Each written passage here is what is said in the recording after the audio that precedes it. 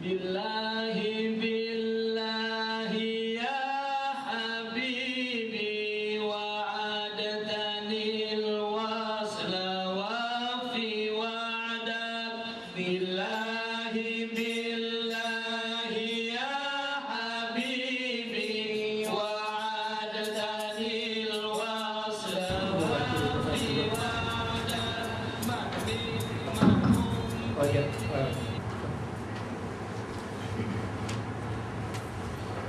Bismillahirrahmanirrahim. Alhamdulillah rabbil alamin wassalatu wassalamu ala asyrafil anbiya'i wal mursalin wa ala alihi wa sahbihi ajma'in. Subhanaka la 'ilma lana illa ma 'allamtana innaka antal alimul hakim. Rabbi shrah li sadri wa yassir li amri wahlul 'uqdatam min lisani yafqahu qawli.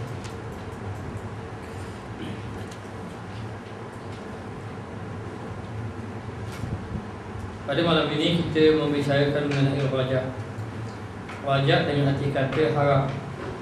Maka seseorang itu apabila melakukan amal ibadat kepada Allah, mesti dia ada perasaan yang dikatakan harap kepada Allah Subhanahu Wa Taala.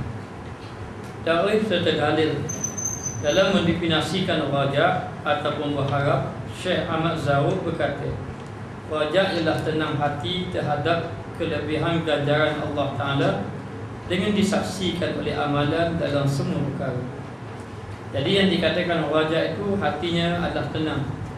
Tenang dengan janji Allah Ta'ala, yakni dengan orang yang melakukan amal ibadat kepada Allah akan diberi ganjaran di sisi Allah. Maka dia menjadi tenang dengan ganjaran disebabkan amal yang mereka lakukan.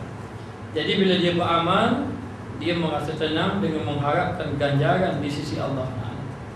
Maka demikianlah orang yang melakukan amal ibadat mesti ada perasaan harap.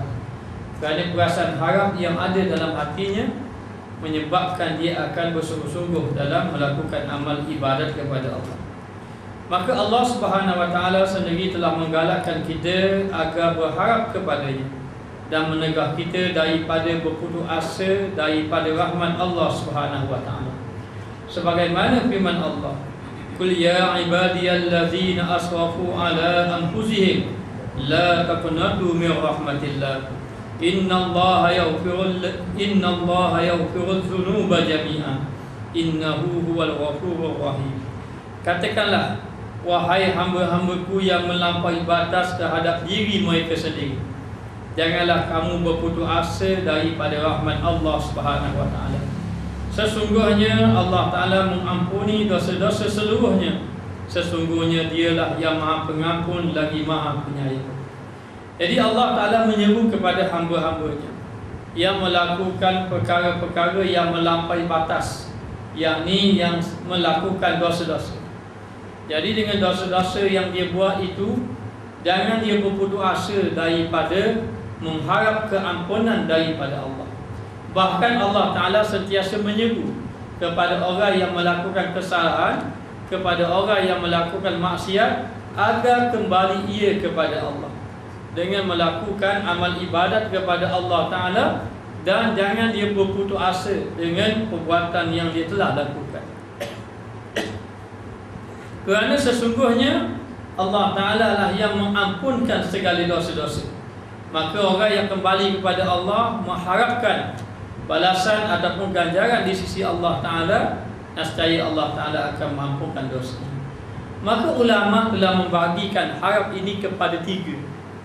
Yang pertama dipanggil harap orang awam ataupun rajak orang awam, orang yang kebanyakan orang, yakni orang awam. Di antaranya dia mengharapkan pahala yang dia lakukan, yakni mengharapkan pahala dengan ibadat yang dia lakukan. Maka orang-orang yang mengharapkan pahala ini dipanggil harap bagi orang awam. Maka tidak salah kalau kita ini melakukan amal ibadat semata-mata melihat kepada ganjaran pahala. Kerana Allah Ta'ala sendiri menggalakkan kita melakukan amal ibadat dengan Allah Ta'ala memberitahu pahala-pahala yang tertentu. Seperti disuruh kita sabar, innama yuwaffas sabiruna ajrahum bighairi hisab. Sesungguhnya orang-orang yang sabar ini diberi pahala tanpa hisab. maknanya terlalu banyak. Dalam ayat lain dikata masalul ladzina yunfikuna fi sabilillah kama salihabbatin ambatat sab'a sanabila fi kulli sumbulatin mi'atu habba wallahu yudha'ifu liman yasha. Perumpamaan orang yang menginfakkan harta pada jalan Allah, umpama dia menanam satu benih lalu menumbuhkan pokok, daripada pokok tadi tumbuh 7 tangkai, setiap tangkai itu tumbuh pula 100, jadi 700. Wallahu yudha'ifu liman yasha. Allah Ta'ala gandakan lagi pahala mengikut kehendak Allah. Bermakna Allah Ta'ala sendiri pertama menyuruh melakukan amal ibadat, dan kedua menggalakkan hamba-Nya dengan dijanjikan ganjaran-ganjaran daripada Allah. Maka kita melakukan amal ibadat dalam waktu yang sama, kita harap agar Allah Ta'ala memberi pahala kepada kita. Ini dipanggil raja'ul awam. Raja' orang awam, yakni raja'us sawab, harap untuk mendapat pahala. Yang kedua dipanggil raja'ul khasah, raja' orang-orang yang khusus, yang tertentu. Ia mengharapkan agar Allah Ta'ala memberikan ia syurga dan menjauhkan dia daripada azab api neraka Allah Subhanahu wa Ta'ala.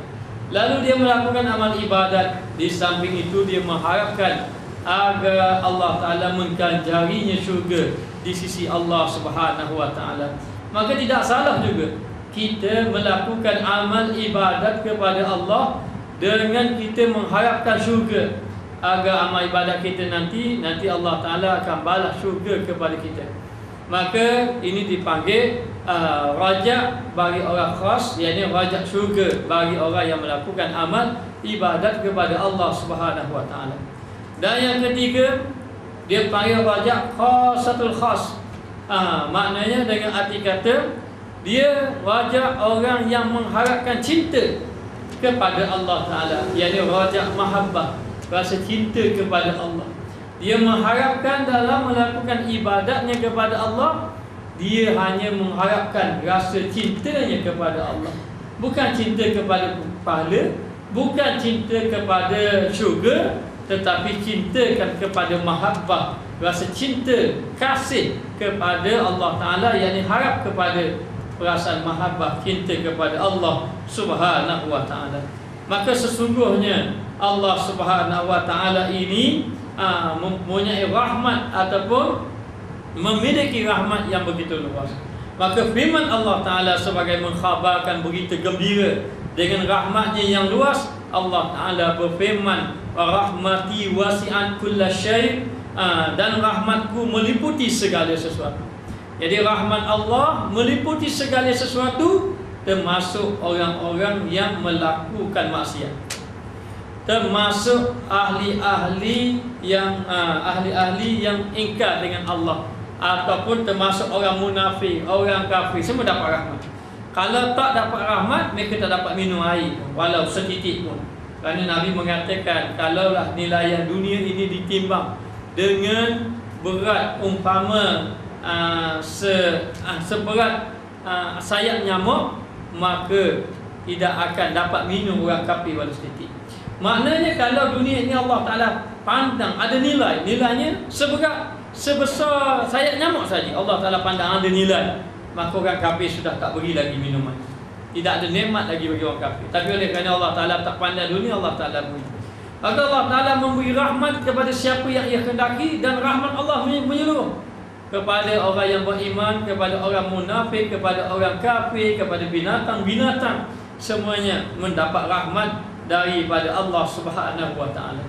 Maka firman-Nya lagi dalam menyifatkan orang-orang yang mengharapkan rahmat Allah Subhanahu wa Ta'ala, Allah Ta'ala berfirman, innal ladzina amanu wal ladzina hajaru wa jahadu fi sabilillah ulaika yarjuna rahmatallah. Sesungguhnya orang-orang yang beriman dan yang berjihad, yang berhijrah dan berjihad di jalan Allah, mereka itulah orang yang mengharapkan rahmat Allah Subhanahu wa Ta'ala. Maka orang yang pertama, orang yang beriman kepada Allah. Yang kedua, orang yang berhijrah kepada Allah. Orang yang berhijrah kepada Allah. Dan yang ketiga, orang yang berjihad kepada Allah. Maka semuanya itu, mereka adalah orang yang mendapat rahmat Allah, dan mereka juga adalah orang yang mengharapkan rahmat daripada Allah Subhanahu wa Ta'ala. Baik itu para sahabat, ada yang tidak dapat pergi berjihad pada jalan Allah, dia merasa sedih. Kerana apa? Kerana tak dapat ganjaran pahala. Lalu Nabi berjalan, Nabi singgah berhenti sekejap berehat. Nabi kata ada sahabat yang dia tidak pergi, tetapi dia dapat pahala juga berjalan. Siapa? Mereka yang tidak ada peluang untuk berjihad bersama Nabi. Maknanya setiap langkah orang yang pergi itu dia dapat juga ganjaran di sisi Allah Ta'ala, kerana niatnya ingin melakukan amal ibadat kepada Allah. Maka orang yang ada harap nak melakukan amal ibadat kepada Allah, Allah akan beri pahala apabila dia itu melakukan amal ibadat. Jangan harap saja tak beramal, mesti kena ada amal dalam waktu yang sama. Lepas daripada dia beramal, mesti mengharapkan kepada Allah Subhanahu wa taala. Allah Taala berfirman lagi dalam suratul Kahfi, "Wa man kana yarju liqa'a rabbih falyamal amalan salihan." Siapa yang berharap, "Faman kana yarju liqa'a rabbih," siapa yang berharap nak jumpa dengan Allah Taala dalam keadaan Allah Taala redha kepadanya, falyamal amalan salihan, maka beramal soleh. Mesti kena amal soleh. Jangan harap saja tidak ada amal soleh, maka dia beramal dengan amal soleh. Yang kedua, wala yusyrik bi'ibadati rabbih ahada, dan dia tidak melakukan syirik kepada Allah. Jadi dia beramal, mesti beramal. Yang kedua, jangan ada syirik kepada Allah, kerana syirik kepada Allah menyebabkan terputus segala pahala yang Allah Ta'ala janjikan kepadanya. Maka sebenarnya perlu seseorang itu mengharapkan rahmat daripada Allah Ta'ala. Bagaimana rahmat? Daripada Allah, maka dia kena yakin kepada Allah. Allah Ta'ala memberi rahmat. Yang kedua, dia kena berbaik sangka dengan Allah. Dan yang ketiga, dia kena bersungguh-sungguh. Ada seorang wali itu ditanya, "Kenapa doa kamu ini makbul? Macam mana kamu berdoa?" Lalulah wali tadi tolak kawan hak bertanya masuk dalam sungai. Lemas kawan tu, lemas, dia pun biar saja. Dia tolak. Lemas, dalam keadaan minta tolong, tiba-tiba ada orang mari tolong. Selamat dia. Dia pun tanya, "Kenapa kamu tolak aku?" Aku nak tanya, bagaimana kamu berdoa ketika itu? Ketika kamu lemah macam mana? Ketika aku nak hampir-hampir lemah, aku berharap sungguh ada orang tolong aku. Dan harapan aku ni memang bersungguh-sungguh. Sebab itulah, macam itulah aku berdoa pada Allah. Bila aku berdoa kepada Allah, aku harap sungguh-sungguh pada Allah. Tu Allah Ta'ala makbul. Sebab tu jangan doa lebih kurang saja, mesti ada harapan. Dalam ada harapan, mesti ada semangat. Jangan putus asa. Jangan berputus asa dengan Allah. Allah Ta'ala tidak suka kepada hamba-Nya yang berputus asa, walaupun hamba itu melakukan maksiat kepada Allah, kerana rahmat Allah Ta'ala itu luas. Sebab itu dia sengaja buat macam tu, nak ajar macam mana orang tadi yang berharapkan kepada Allah Subhanahu wa taala. Maka ada hadis yang diriwayatkan daripada Abu Hurairah radhiyallahu anhu, bersabda Rasulullah sallallahu alaihi wasallam, qala Rasulullah sallallahu alaihi wasallam, wallazi nafsi biyadi law lam taznibu la zahaba Allahu bikum wa jaa biqaumin yaznibuna wa yastaghfiruna Allah taala fayaghfiru lahum. Dan yang jiwaku di dalam genggaman Allah, demi jiwaku di dalam genggaman Allah, kalaulah kamu tidak berdosa, nescaya Allah Ta'ala akan menghapuskan kamu semua. Ini kena faham. Sebab itu dalam kita hidup atas muka dunia, memang ada orang baik, memang ada orang jahat. Memang ada orang buat soleh, memang ada orang buat toleh, buat melakukan kejahatan. Maka tidak dapat dipisahkan. Ada orang baik, ada orang buat jahat, dan ada dosa, ada pahala, dan ada maksiat, ada pengampunan Allah. Sebab itu dikatakan bahawa orang-orang yang melakukan kejahatan itu, kita tidak boleh habiskan masa kutuk kejahatan dia. Tak ada manfaat. Dia buat jahat, kita habis masa kata ke dia saja. Bahkan kita kena mengharapkan agar dia berubah. Maka yang pertama, falyamal, mesti beramal, mesti kena berdakwah pada dia, ajak dia beriman. Yang kedua, kita mengharapkan agar Allah Ta'ala memberi hidayat kepadanya. Lalu dikatakan bahawa seseorang tadi melakukan dosa. Lalu Nabi kata, kalau kamu tidak buat dosa, Kalau kamu tidak melakukan dosa, maka Allah Ta'ala binasakan kamu. Allah Ta'ala akan menghapuskan kamu dan akan datang satu kaum lain pula, kaum lain yang berdosa. Maknanya Allah Ta'ala binasakan kamu dan Allah Ta'ala bangkitkan. Allah Ta'ala bangkitkan kaum lain, kaum yang lain pula buat dosa. Kaum yang lain pula buat dosa, lalu mereka memohon istighfar kepada Allah, minta ampun kepada Allah, lalu Allah Ta'ala mengampuni mereka. Lalu disuruh kita ni ada harap dengan Allah. Dan jangan kita bersoal, Allah Ta'ala terima ke doa saya ni?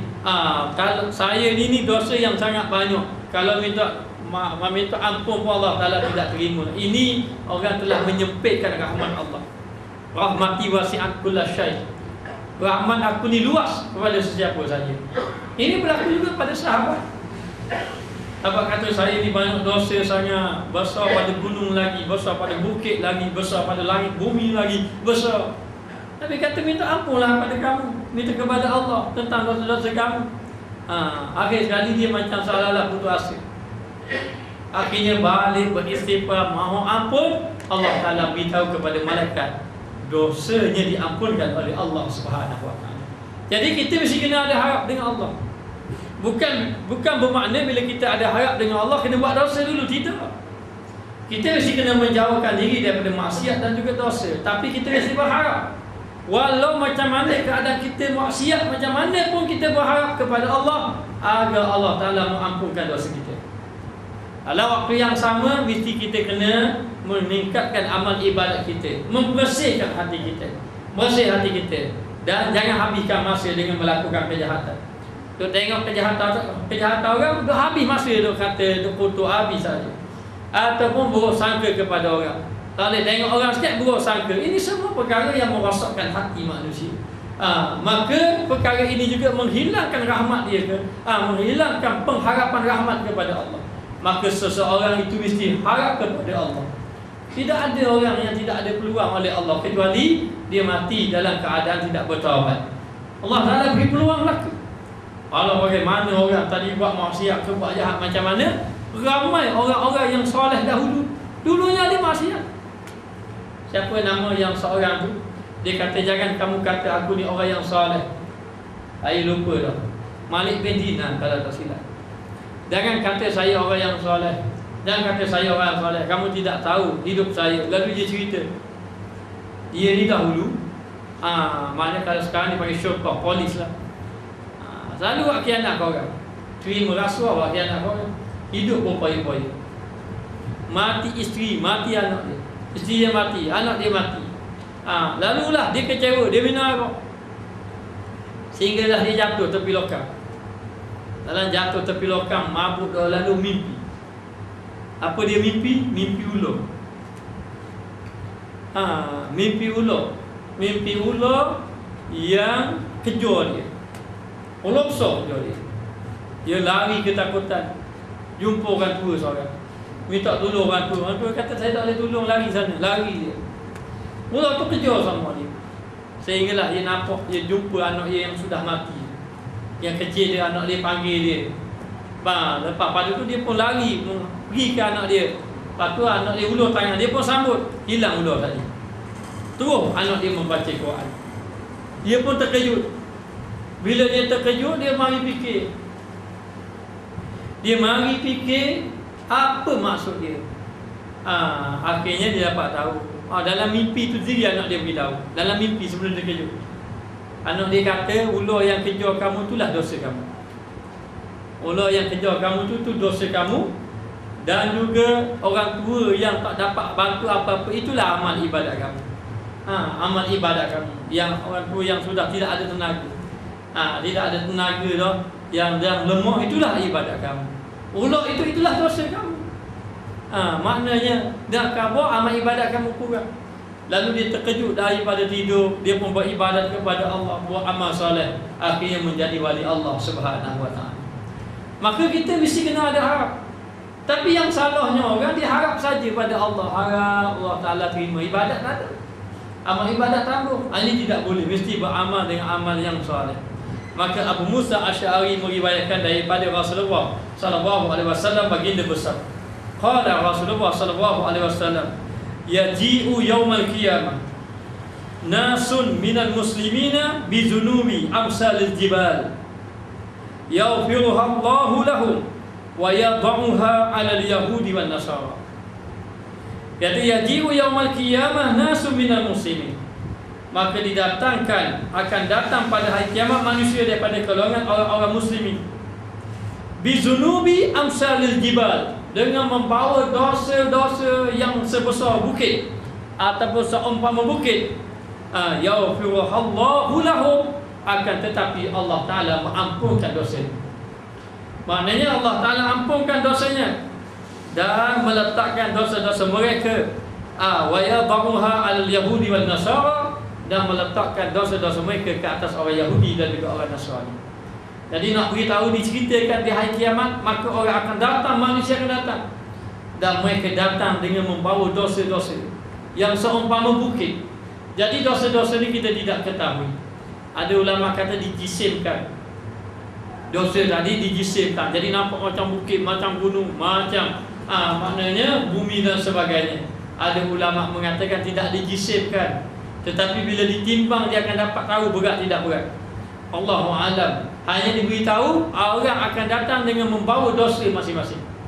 Di negeri akhirat kelak, nanti ada orang yang ahli ibadat, dosanya dia hanya bawa dosa je, padahal dia datang ke dunia ahli ibadat dekat negeri akhirat.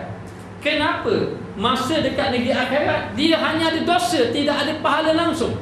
Sedangkan di atas ke dunia dia amal ibadat banyak. Sembahyang tidak tinggal, maknanya baca Quran tidak tinggal, berzikir tidak tinggal, infak tidak tinggal, maknanya buat perkara-perkara baik. Tapi dekat negeri akhirat tak ada pahala langsung. Sudahlah tidak ada pahala, bahkan dosa bertambah banyak. Kerana apa? Kerana orang ini tidak dapat menjaga akhlaknya. Kerana ahli ibadat kadang-kadang tidak ada akhlak, maka dia tidak dapat menjaga lidah.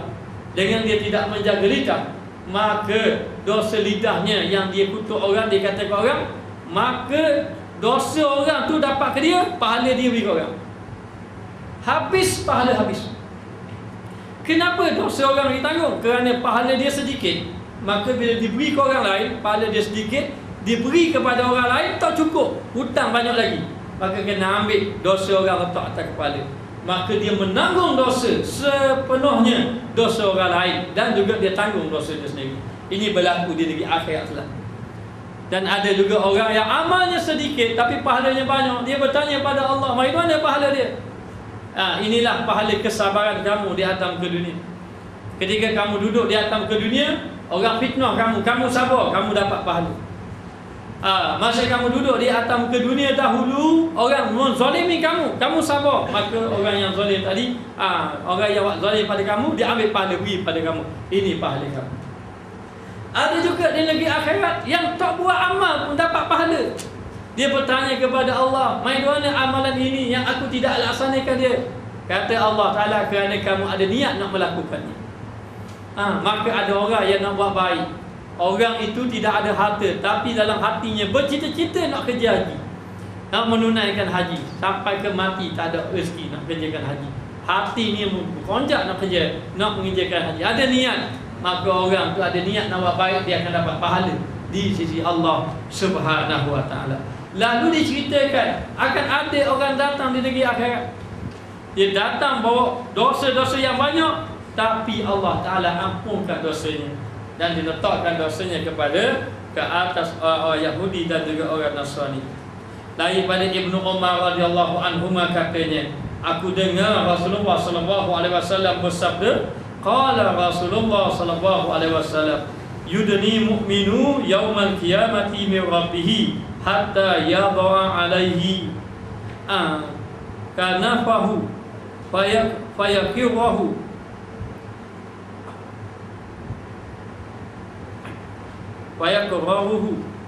bizunubi fayaqulu ata'rifu zamba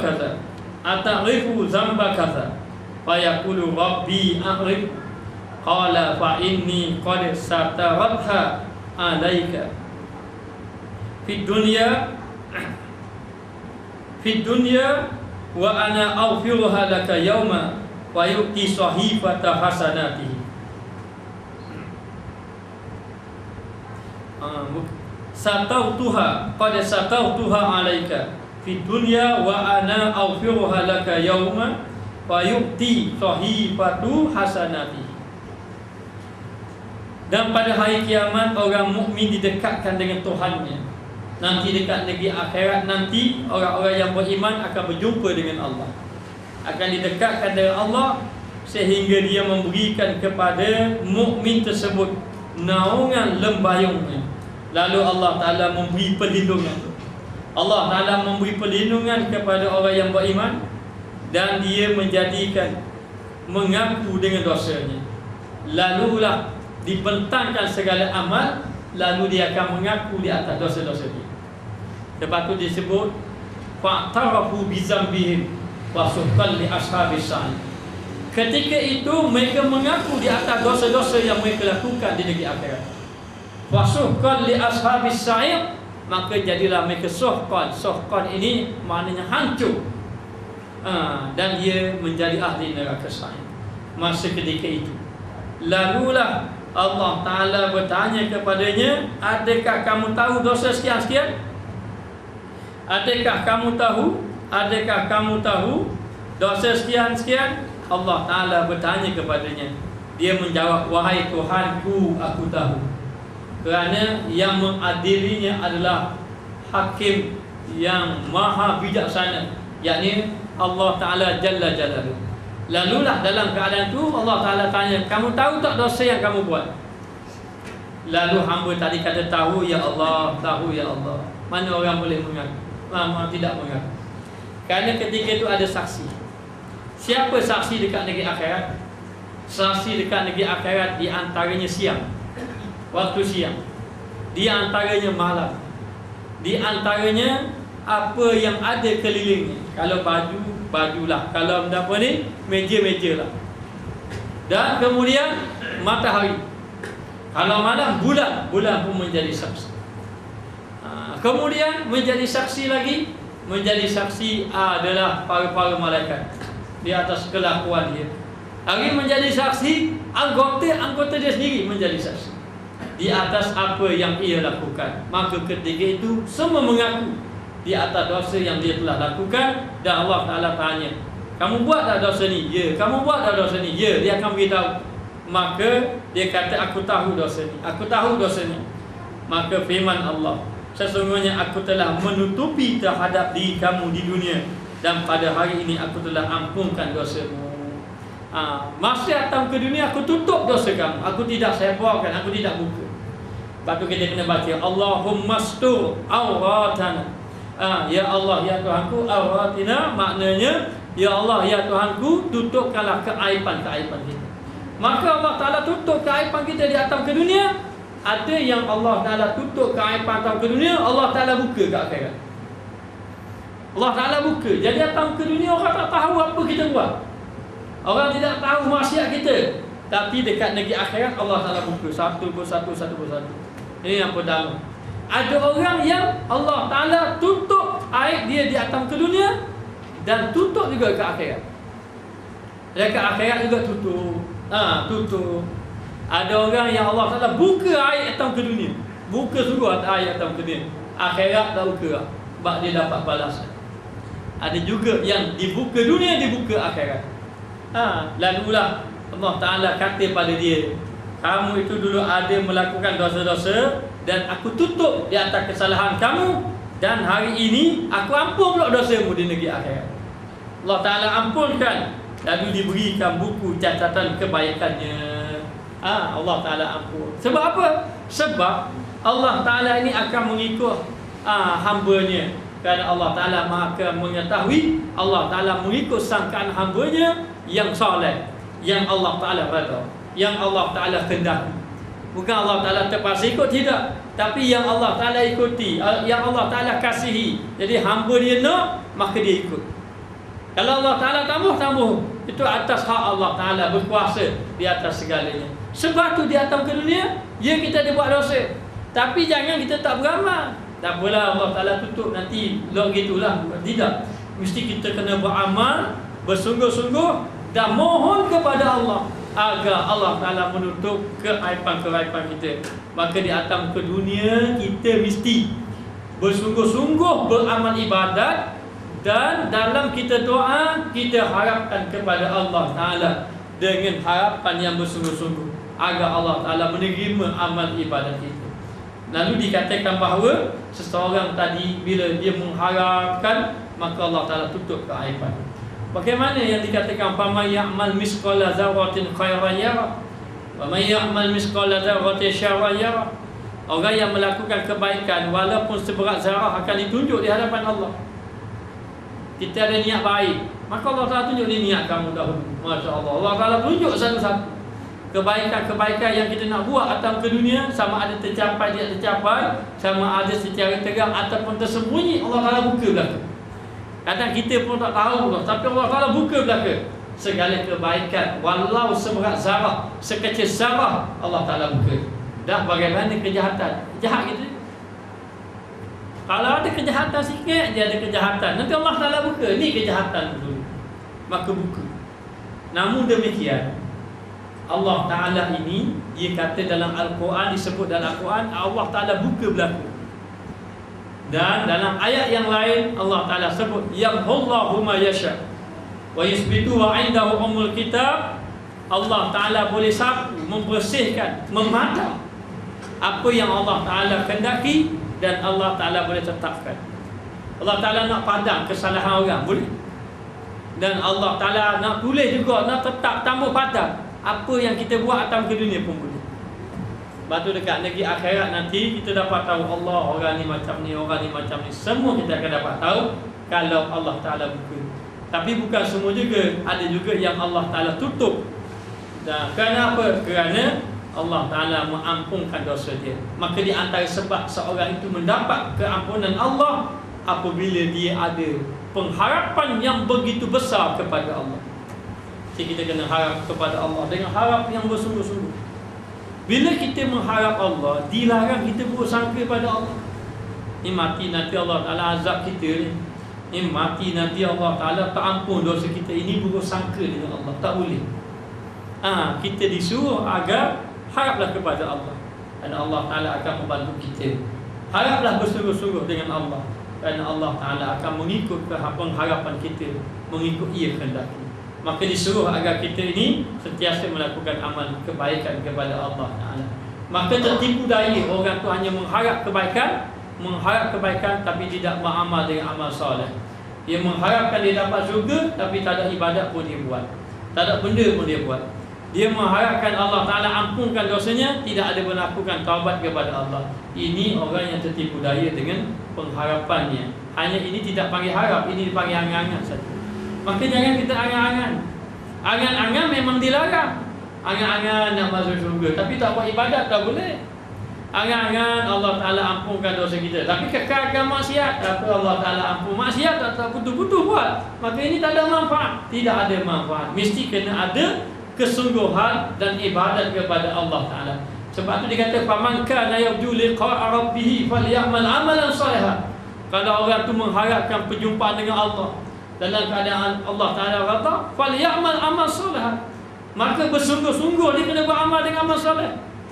Mesti dia beramal soleh. Dan amal soleh wala yusyrik bi ibadati rabbih ahada. Jangan buat syirik pada Allah.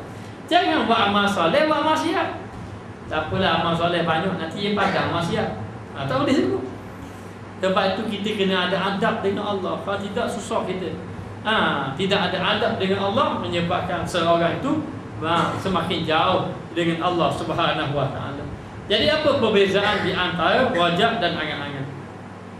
Rajak berbeza dengan angan-angan, kerana orang yang berharap ialah orang yang mengambil sebab-sebab ketaatan. Kalau dia harap, dia kena melakukan ketaatan. Itu bahawa orang yang ada harap dengan Allah. Orang yang ada harap dengan Allah mesti buat taat. Jangan tak buat taat. Dia mengharapkan dapat pahala, mesti beramal. Dia dapat ganjaran yang disebut dalam bulan Ramadan, dibuka pintu pintu syurga, tutup pintu neraka. Dibuka pertengahannya keampunan Allah, rahmat Allah. Tapi tak beribadat, maknanya tak bersungguh-sungguh dalam melakukan amal ibadat, maka tak akan dapat. Maka rajak ini bila kita harapkan kepada sesuatu, Allah Ta'ala ampunkan dosa, harapkan pahala yang banyak, harap menjadi soleh di sisi Allah, mesti menjalani jalan-jalan ketaatan. Mesti kena melalui jalan ketaatan, mesti kena ada jalan ibadat. Jadi ramai orang nak jadi orang baik. Semua manusia ada orang baik. Sebab dalam hati manusia ni ada fitrah. Hanya fitrah kebaikan. Maka dia nak jadi orang baik. Apa yang nak jadi orang baik? Dia nak jadi orang yang maknanya sentiasa maknanya ingat kepada Allah. Tapi nak jadi orang sentiasa ingat, tak mahu berzikir dengan Allah. Nak jadi orang yang soleh di sisi Allah tapi tidak membaca Al-Quran, tidak belajar ilmu agama, maka ini bukan termasuk di kalangan orang yang harap. Maka orang yang harap ini, dia harap kepada Allah, dia nak sesuatu harapan kepada Allah, Allah Ta'ala ampunkan dosa, dia buat amal. Bila dia buat amal, maka harap dia ini mendekatkan dia dengan Allah, menyebabkan Allah Ta'ala kasih kepada dia. Allah Ta'ala melihat hamba ni benar-benar harap kepadanya, dalam waktu yang sama dia bersungguh-sungguh, maka Allah Ta'ala akan beri kebaikan kepadanya. Maka ialah mengambil sebab-sebab ketaatan kerana menuntut keredaan Allah dan penerimaan daripada Allah. Maka dia buat ketaatan, tujuan dia nak redha Allah, bukan fikir dah balasan-balasan. Hanya kita beritahu orang awam fikir pahala, atas sikit fikir ke nak syurga, jauh ke neraka. Atas lagi dah fikir dah syurga neraka, nak jadi hamba Allah. Nak jadi hamba Allah, ke mana lah Allah Ta'ala macam mana nak jadi hamba Allah Ta'ala. Sebab tu Nabi SAW maknanya dia ini dikatakan orang yang bersyukur kepada Allah, sebab sudah dijamin syurga, sudah dapat kedudukan yang baik, tapi tetap melakukan amal ibadat kepada Allah Ta'ala, seolah-olah dia ni maknanya tidak termasuk orang yang menjadi ahli syurga. Harapan dia begitu tinggi. Harap begitu tinggi untuk apa? Untuk menjadi hamba yang benar-benar di sisi Allah. Lalu dikatakan bahawa sementara orang yang berangan-angan, dia berangan-angan, orang yang berangan-angan adalah orang yang meninggalkan sebab musabab. Dia berangan-angan semua orang nak dapat diampunkan dosa oleh Allah, semua orang nak jadi orang soleh. Tapi nak jadi orang soleh, maknanya dia tak pergi semayang berjemaah, tak pergi dengar majlis ilmu, tak duduk dengan ulama-ulama, tak duduk di tempat-tempat yang baik. Tapi nak jadi soleh, ini angan-angan. Ini angan-angan, bukan rajak. Rajak ini harap, bukan pengharapan yang dikehendaki oleh Allah. Tapi itulah angan-angan yang meninggalkan sebab musabat dan juga mujahadah, tidak berusaha bersungguh-sungguh, kemudian menanti ganjaran serta pahala daripada Allah, hanya dia tunggu ganjaran. Sebab tu ada ulama mengatakan, dia kata hairan sungguh aku, orang itu yakin dengan syurga tetapi tidak mau beribadat. Orang itu yakin dengan neraka tapi buat maksiat. Orang itu yakin akan dihisab dengan Allah Ta'ala amalnya, tetapi duk kejar lagi dunia. Orang itu yakin bahawa dia ini ada mati, tetapi tak beramal melakukan persiapan untuk kematian. Jadi sebenarnya ini semua itu dipanggil angan-angan, bukan satu harap yang disuruh oleh Allah Subhanahu Wa Taala. Lalu dikatakan bahawa orang yang angan-angan ni dia tak kejar ganjaran, ataupun dia hanya menanti ganjaran tapi dia tidak beramal.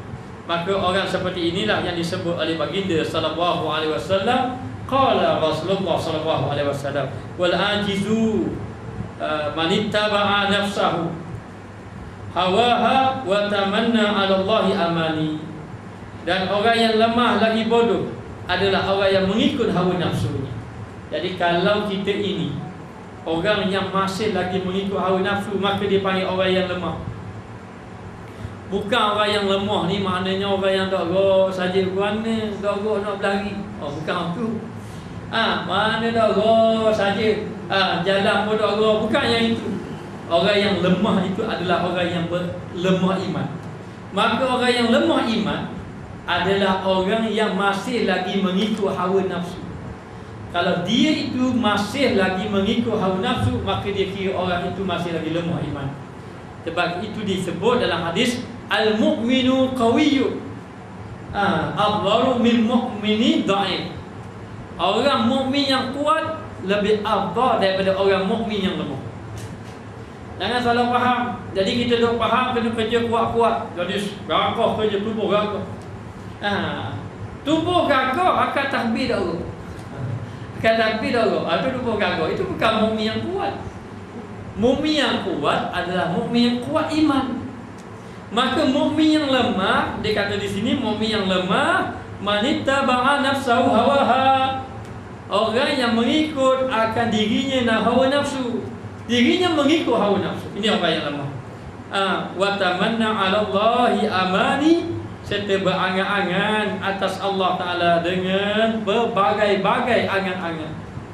Macam-macam angan-angan. Hanya mengharapkan pengharapan daripada Allah Taala, harap kepada Allah, tapi dalam waktu yang sama tidak beramal dengan amalan yang soleh. Lalu dikatakan bahawa seseorang itu mesti dia tadi melakukan amal yang soleh di sisi Allah Taala. Lepas amal soleh, masa itu dia mengharap Allah agar Allah Taala terima, ampunkan dosanya di sisi Allah Subhanahu Wa Taala. Lalu dikatakan bahawa seseorang tadi mesti melakukan amal yang soleh di sisi Allah, kemudian mengharapkan dengan Allah Subhanahu Wa Taala agar Allah Taala redha akan dirinya.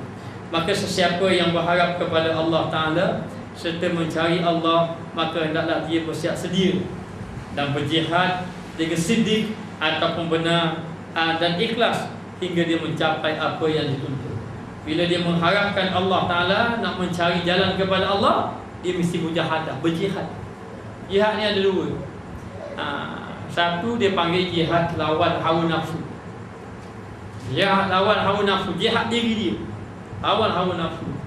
Yang kedua jihad melawan kemungkaran. Jadi sebelum kita nak berjihad lawan mungkar, kita kena jihad hawa nafsu, diri kita sendiri. Macam mana kita nak mencegah mungkar, kita pun tak boleh nak mencegah diri kita. Maka seseorang tadi bila nak kembali kepada Allah, mesti mujahadah, lawan diri dia. Dia lawan diri dia, dia berjihad, dia berjihad pada jalan Allah Ta'ala dengan benar.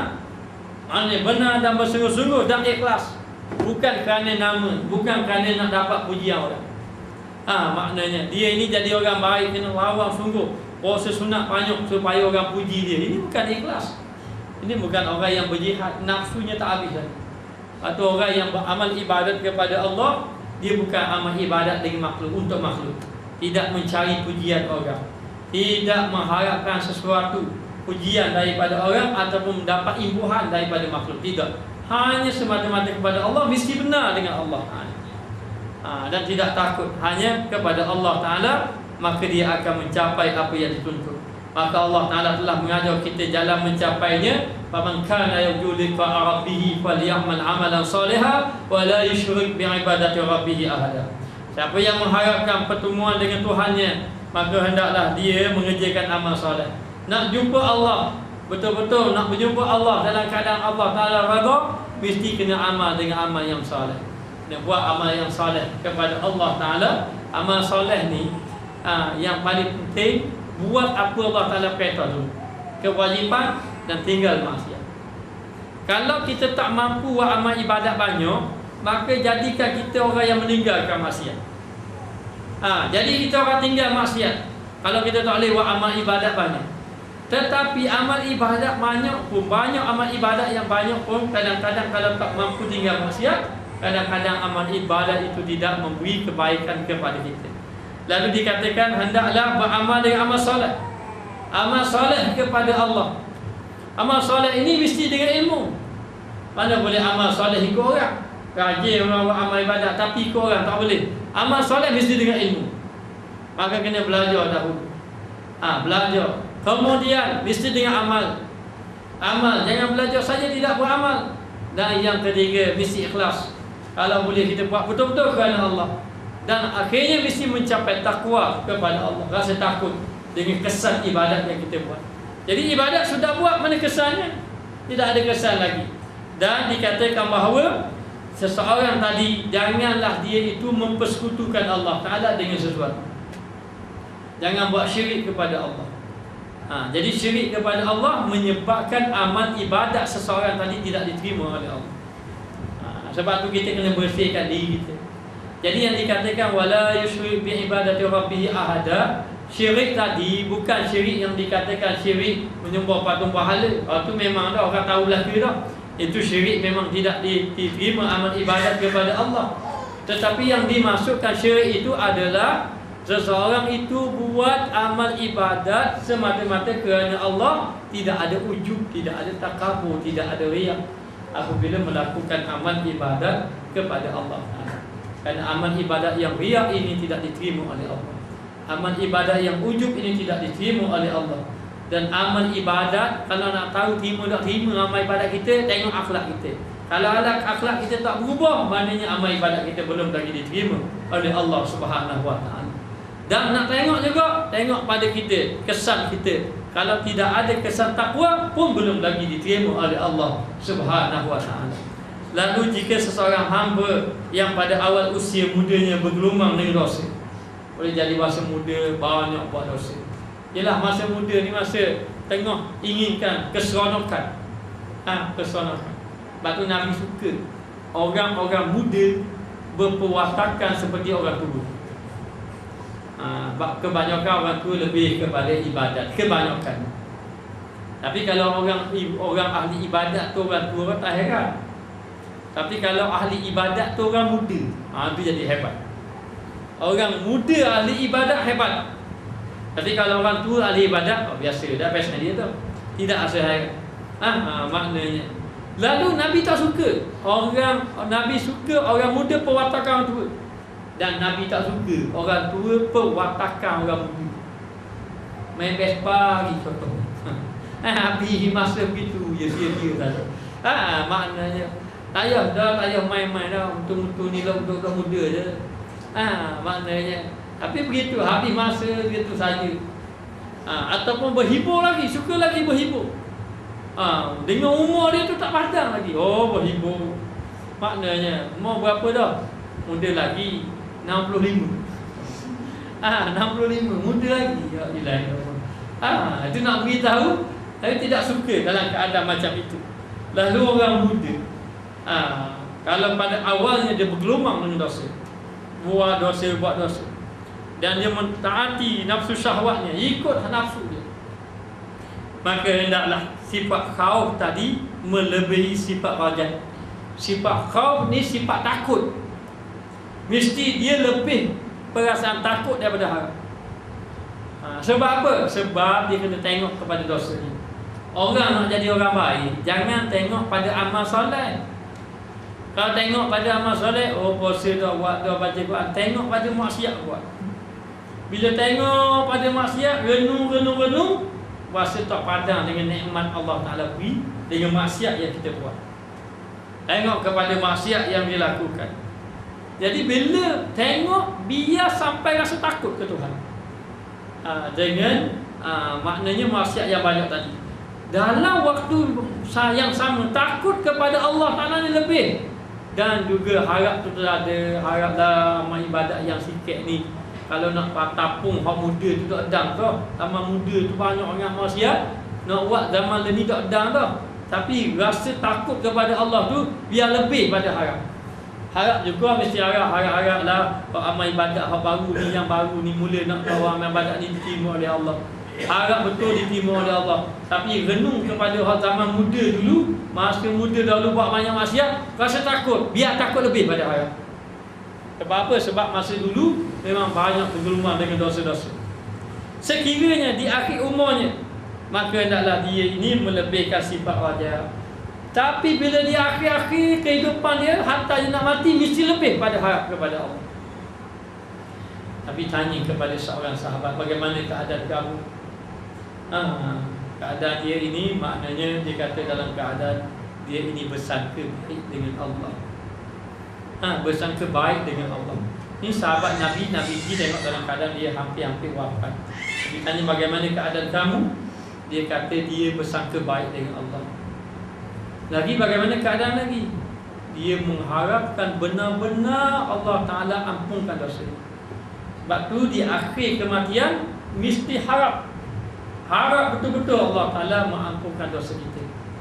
Dan kita juga mesti berbaik sangka dengan Allah.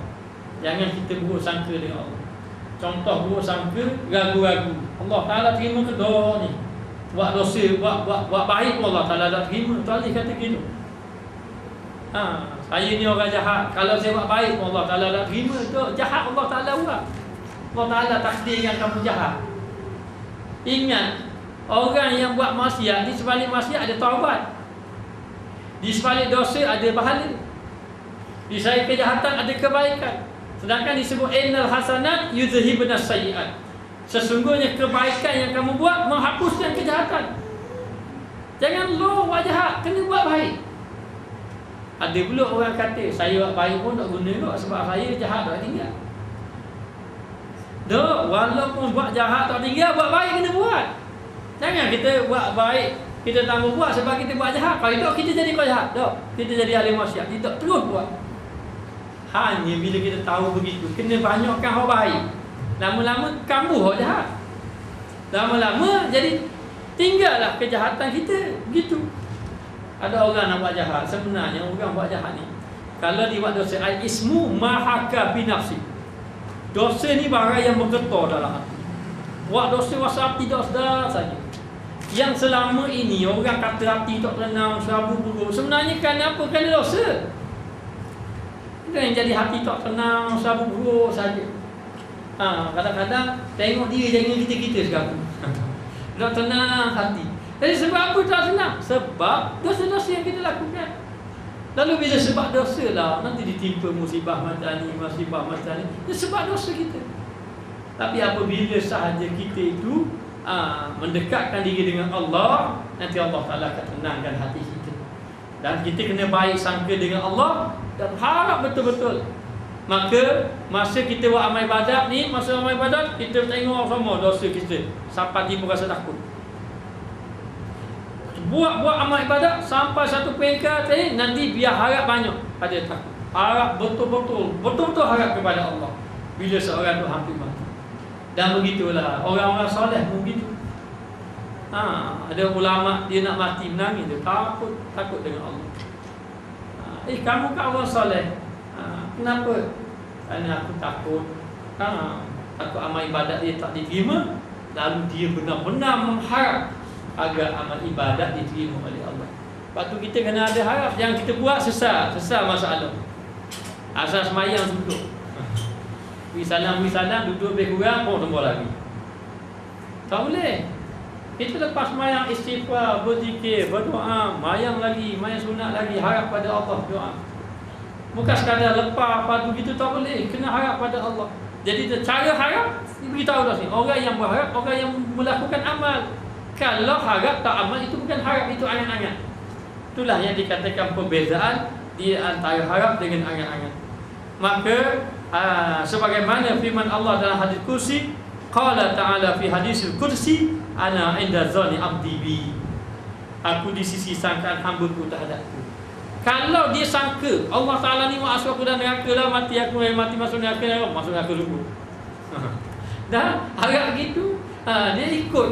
Tak ada aku mati ni Allah Ta'ala masukkan aku dalam neraka.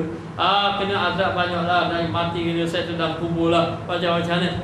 Tu lah yang tak dalam hati dia. Gitu sungguh. Sebab ana inda zanni abdi bi. Aku mengikut sangkaan hamba. Kalau hamba aku sangka aku nak azabkan dia, akan azab lah. Kenapa? Kerana dia dah buruk sangka dengan Allah. Buruk sangka dengan Allah ini merupakan satu dosa. Sebab tu kita ni disuruh. Ada kan umat Nabi Musa yang buat maksiat banyak, sampai orang letak kat padang pasir. Dia panggil ni buat hero. Letak kat padang pasir, seorang diri, tak ada orang. Mati gitu seorang diri. Apa dia buat masa nak mati? Dia harap, ya Allah, aku hanya mengharap kamu. Aku sudah tidak ada apa-apa, keluarga, kawan, sahabat anak, tidak ada tiada aku seorang. Aku hanya mengharap kamu ampunkan dosa aku. Maknanya ni tak ada hak. Semua orang kata jahat. Nabi kata jahat, orang kampung kata jahat. Orang buat ada itu seorang diri. Dan Allah Ta'ala kata, ya memang hamba aku ni jahat, tapi aku adalah Tuhan yang apabila hamba-Ku harap pada aku akan ampun dosa. Maka harap mesti kena amal. Kan salah faham ni, harap tak amal. Nanti doa Allah Ta'ala ampun. Allah Ta'ala ampun. Zikir tambah, baca Quran tambah, ibadat tambah, tapi harap begitu. Itu dipanggil orang yang angan-angan, tidak dikira orang yang berharap kepada Allah. Kerana orang yang termasuk di kalangan orang yang berharap kepada Allah akan dapat rahmat. Rahmati wasi'an kulla syai'. Rahmat aku luas pada tiap-tiap sesuatu. Begitu juga seperti mana sabda Rasulullah SAW dalam hadis yang diriwayatkan oleh Jabir ibnu Abdullah radhiyallahu anhu, qala Rasulullah SAW, la yamutunna ahadukum illa wa huwa yusinu zanni billah azza wa jalla. Janganlah mati seseorang daripada kamu kecuali dia bersangka baik terhadap Allah Subhanahu wa taala. Maka janganlah kamu mati kecuali kamu sangka baik dengan Allah. Maknanya masa nak mati mesti sangka baik dengan Allah. Biar kita mati dalam keadaan hati kita bersangka baik dengan Allah, yakni Allah Ta'ala mengampunkan dosa ketika kita hampir mati. Itu harapan kita. Maka Allah Ta'ala janji, ana inda zanni abdi bi, aku mengikut sangkaan hamba-Ku, sangkaan hamba-Ku terhadap diri aku.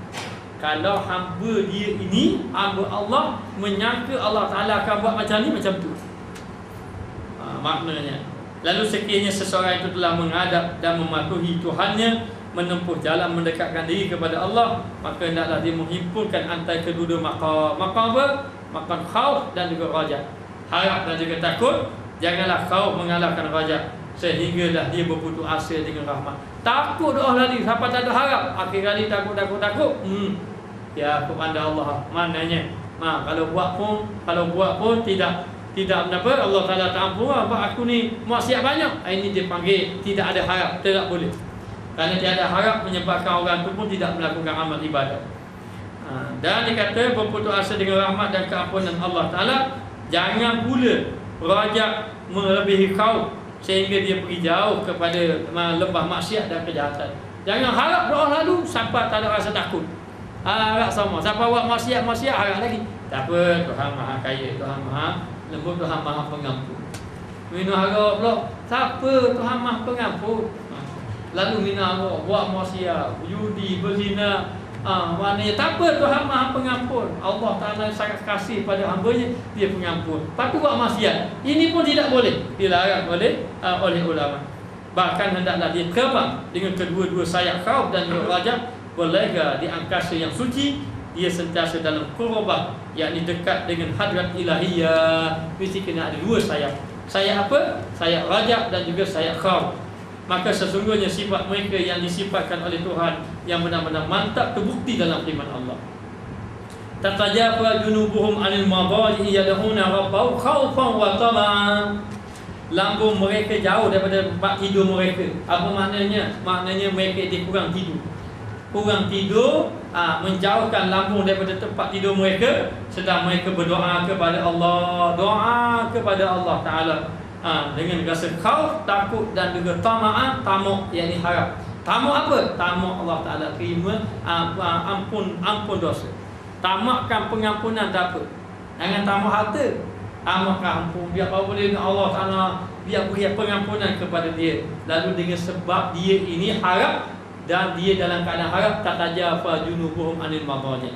Dia ini jauhkan lambung daripada tempat tidur. Dia kurang tidur. Kenapa? Kerana dia melakukan amal ibadat dan mengharapkan pahala. Macam orang kerja, nak harap hak lebih, kerja overtime. Kenapa semangat kerja overtime? Orang lain balik, tak balik. Sebab ada harap. Harapnya apa? Bayar lebih. Maknanya ada bayaran lebih. Itu gambaran. Gambarannya begitu. Waktu orang tu mesti kena ada tamu, ada harap. Bila harap, dia akan buat amal ibadat lebih-lebih.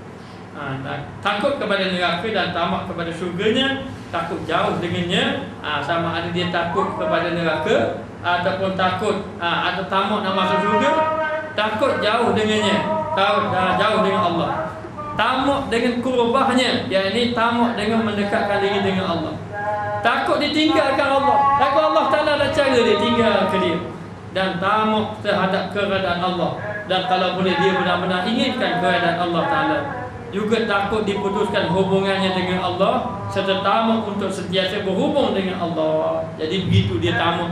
Kalau boleh dia nak saja dia dekat dengan Allah. Maka martabat raja tentunya orang yang berharap tidak berada dalam satu martabat, bahkan mereka berada pada martabat yang disebut oleh Ibnu Ajibah rahimahullah taala ketika beliau berkata, raja orang awam ialah sebaik-baik tempat kembali dan memperolehi ganjaran pahala. Raja khawas mencapai keradaan dan dekat dengan Allah. Sementara raja khawasul khawas ialah tamkin, yakni tetap, dan syuhud ini memandang kepada Allah serta bertambah peningkatan terhadap rahsia-rahsia Allah Ta'ala yang merupakan raja yang disembah, yakni benar-benar harap agar Allah Ta'ala tetap dengan dia dan dia sentiasa memandang akan Allah Subhanahu Wa Ta'ala. Wallahu a'lam.